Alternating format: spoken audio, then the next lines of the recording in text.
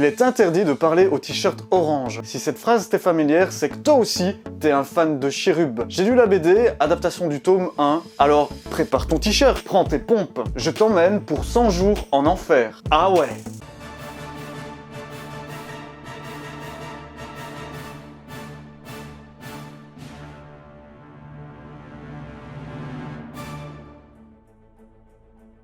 La BD suit parfaitement les 3 parties du roman. On suit la vie de James avant Cherub, son entraînement et sa première mission.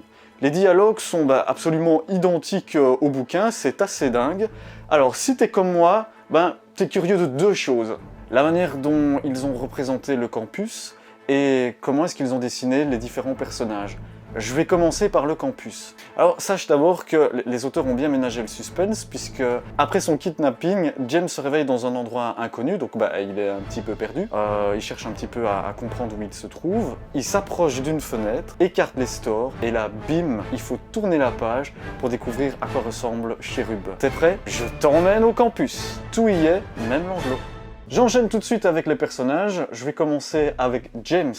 Je te montre une illustration de James avant son passage à Cherub. Et voici une illustration de James après son entraînement. T'as compris ce qui ne va pas. Il est déjà athlétique avant même d'avoir un pied à Cherub. C'est dommage parce que moi j'aimais bien l'idée justement que grâce à Cherub, il s'épanouit, notamment physiquement. Et sa transformation était une bonne métaphore que Cherub lui permet de recommencer une nouvelle vie. Les auteurs, ils n'ont pas décidé de le montrer grassouillet.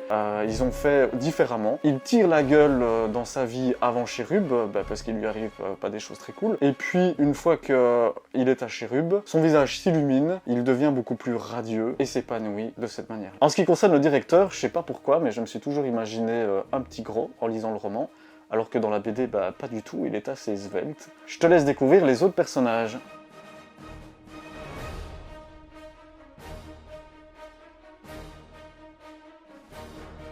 Le format BD fonctionne très bien. Par exemple, lorsque James découvre son ordre de mission, le lecteur dispose de tous les fichiers dans une double page, donc du coup, c'est un peu comme si on se préparait, nous, en tant que lecteur, à réaliser la future mission de James. Par contre, le seul reproche que je fais à la BD, c'est toute la partie 100 jours en enfer. C'est quand même le titre de la BD, le titre du roman, donc c'est la partie la plus importante de l'histoire, et elle est un petit peu survolée, c'est un petit peu bâclé. Et c'est dommage, parce que c'est dans cette partie là que James va rencontrer Kerry. C'est là qu'ils vont normalement tomber amoureux. Puisque ça va très vite, nous-mêmes, le lecteur, on n'a pas le temps de s'attacher au personnage de Kerry, on la connaît pas trop cette fille, et l'histoire d'amour entre eux ne fonctionne pas, on n'y croit pas. Par contre, lors de sa mission, quand il doit être hospitalisé, ça fonctionne vraiment très bien. Et la page finale retranscrit parfaitement l'ambiance de la team Cherub.